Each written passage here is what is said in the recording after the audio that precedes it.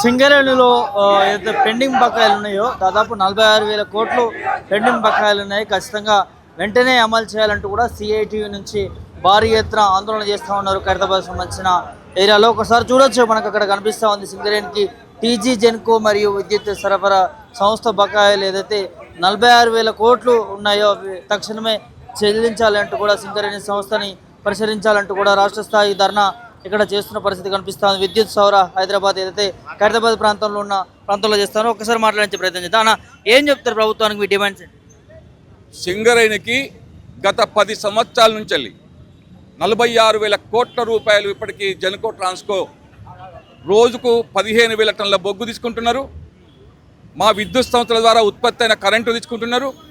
Private సంస్థల కన్నా car చౌకగా కరెంట్ ఇస్తున్నాం.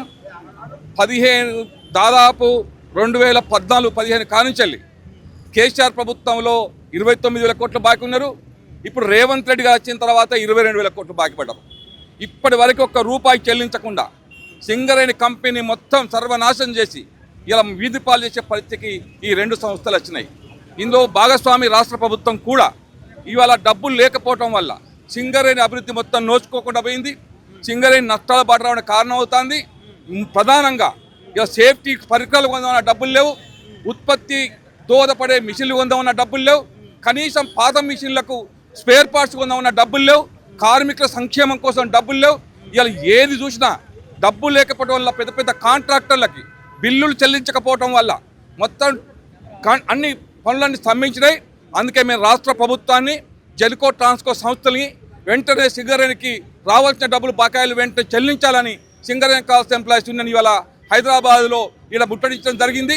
ఇవాళ విద్యుత్ సౌధ ముట్టడించే కార్యక్రమాన్ని మొత్తం రాష్ట్ర ప్రభుత్వం స్పందించి వెంటనే సింగరేణి కనీసం అందులో సగం పైసలన్నా రిలీజ్ చేయాలని చెప్పి మేము సిఐటిగా డిమాండ్ చేస్తూ ఉన్నాం. అధికారులు అడిగితే ఏం చెప్తా ఉన్నారు వారు? మీకు సంబంధించి ప్రభుత్వాన్ని అడగమంటున్నారు, అధికారులు అడిగితే ప్రభుత్వం అంటాడు. ప్రభుత్వం ఏమో చేతులెత్తేసింది. ఆఖరికి మొన్న బడ్జెట్లో కనీసం అందులో 5,000 కోట్లు 10,000 కోట్లు కేటాయిస్తారని ఎదురు చూసినాం. మేము అందరూ సిఐటిగా అందరు ఎమ్మెల్యేలకి, ముఖ్యమంత్రికి, ఉప ముఖ్యమంత్రికి అందరికీ మెమోరాల్స్ కూడా వచ్చినాం. అయ్యా, సింగరేణి సంస్థ వీధి పాలవుతుంది. మీరు ఎమ్మెల్యేలు సింగరేణి కార్మిక ప్రాంతంలో గెలిచిన 11 మంది ఎమ్మెల్యేలు ముఖ్యమంత్రిని, ఉప ముఖ్యమంత్రి దగ్గర మీరు చర్చించి అసెంబ్లీలో కనీసం 10,000 కోట్లు కేటాయించమని అడిగినాం. కానీ ఒక్క ఎమ్మెల్యే కూడా మాట్లాడలే. అందుకే మేము రేవంత్ రెడ్డి ప్రభుత్వాన్ని అడుగుతున్నాం. అయ్యా, మీరు సింగరేణి కార్మికుల దయాదాక్షిణ్యంతో 11 మంది ఎమ్మెల్యేలు గెలిచిండ్రు. మా దయాదాక్షిణ్యాలతో ఇలా మీరు అసెంబ్లీలో ముఖ్యమంత్రిగా, మంత్రులుగా, ఎమ్మెల్యే చెలామణి అవుతున్నారు. కానీ మీరు మా సంస్థని, కార్మికుల్ని, హక్కుల్ని ద్రోహం చేయడం కోసం పూనుకోవద్దు. వెంటనే సవరించుకొని ఈ 2.5 సంవత్సరాల్లో సింగరేణి అభివృద్ధికి, కొత్త మైన్స్ రావడానికి, అప్పులు తీర్పడానికి దోహదపడాలని చెప్పి మేము సిఐటిగా డిమాండ్ చేస్తూ ఉన్నాం. చెప్పండి సార్, ఎట్లా చూస్తారు రాష్ట్ర ప్రభుత్వం? రాష్ట్ర ప్రభుత్వం తెలంగాణ రాష్ట్రంలో ఉన్నటువంటి అతి పెద్ద ప్రభుత్వ రంగ సంస్థకి చేయూతనివ్వాలి. చేయూతనివ్వకుండా దాన్ని నిర్వీర్యం చేసేటువంటి చర్యలకు పూనుకుంటున్నారు. వాళ్ళ ఉద్దేశం ఈరోజు సింగరేణిని ప్రైవేటీకరణ చేయాలని, సింగరేణిలో ఈరోజు దివాలా తీర్చాలనేటువంటి విధానం ఉంది కాబట్టి ఆ విధానంలో భాగంగా చేస్తున్నారు. ఈరోజు సింగరేణి అభివృద్ధి కానీ, కొత్త బావులు తవ్వడం కానీ, వాటికి బ్లాక్ లెటర్ కానీ వాటి మీద దాన్ని వైఖరి చూసాం. ఇప్పుడు సింగరేణి సంస్థ యొక్క ఆదాయాన్ని అంతా కూడా ఉంచుకుంటున్నది, దాన్ని వాడుకుంటుంది. సింగరేణి ఆర్థికంగా సంక్షోభం నెట్టేటువంటి పరిస్థితి ఉంది. ఈరోజు ఎట్టుందంటే అట్టు పెట్టి అట్టున్నర తీసుకున్నట్టుంది మీ ప్రభుత్వ వైఖరి. సింగరేణి బొగ్గిస్తుంది, సింగరేణి ఉత్పత్తి చేసినటువంటి మరి ఆ కరెంటుని ఈ సంస్థకి అమ్ముతుంది.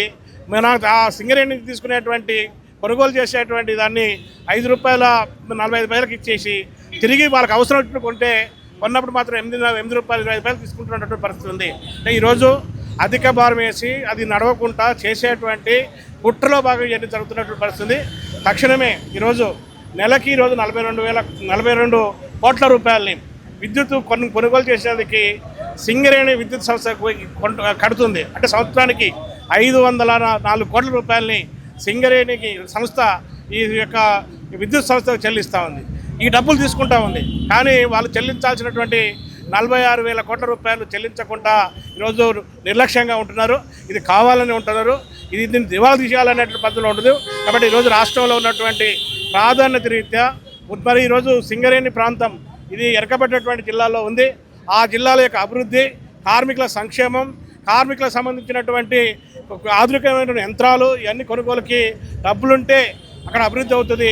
ఆ డబ్బులుంటే కార్మికుల సంక్షేమం చూస్తారు. సింగరేణి కార్మికులు వ్యాపారం చేయడమే కాదు, ఉద్యోగుల వేతనాలు భత్యాలు సౌకర్యాలు చూడడమే కాదు, ఆ ప్రాంతాల్లో ఉన్నటువంటి ప్రజలకు కూడా సౌకర్యాలు ఇస్తుంది. రోడ్లు వేస్తుంది, మంచినీటి సౌకర్యం చేస్తుంది, అక్కడ హాస్పిటల్ పెట్టి ప్రజలకి సేవ చేసేటువంటి కార్యక్రమం ఉన్నది. ఇది ప్రజలకు కూడా నష్టదాయకమైనటువంటి ఈ చర్యలు తక్షణమే జాప్యం చేయకుండా 46,000 కోట్ల రూపాయలని యుద్ధ ప్రాతిపదిక మీద విడుదల చేయాలని చెప్పి CITU తెలంగాణ రాష్ట్ర కమిటీ డిమాండ్ చేస్తా ఉంది. ఆ ప్రాంతానికి సంబంధించిన మంత్రులు ఏమంటున్నారు? వారిని కలిసి ప్రయత్నం చేశారు. ఆ ప్రాంతంలో ఉన్నటువంటి మంత్రులకు కానీ ఎమ్మెల్యేలకు కానీ సింగరేణి ప్రాంతంలో ఉన్నటువంటి కార్మికుల ఓట్లు కావాలి, వాళ్ళు ఓట్ల ద్వారా గెలవాలి, అధికారం చేపట్టాలి.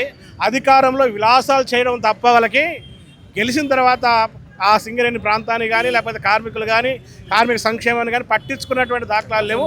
ఆ పద్ధతిలో ఒకటి ఉంటుంది. దాంతోపాటు అక్కడ పనులు జరుగుతున్నటువంటి కాంట్రాక్టర్ దగ్గర కక్కుర్తి పడేటువంటి పద్ధతిలో ఉన్నారు తప్ప కార్మికుల కోసం పని నిలబడేటువంటి ప్రజాప్రతినిధులు లేరు అని చెప్పి మేము తెలియజేస్తున్నాం.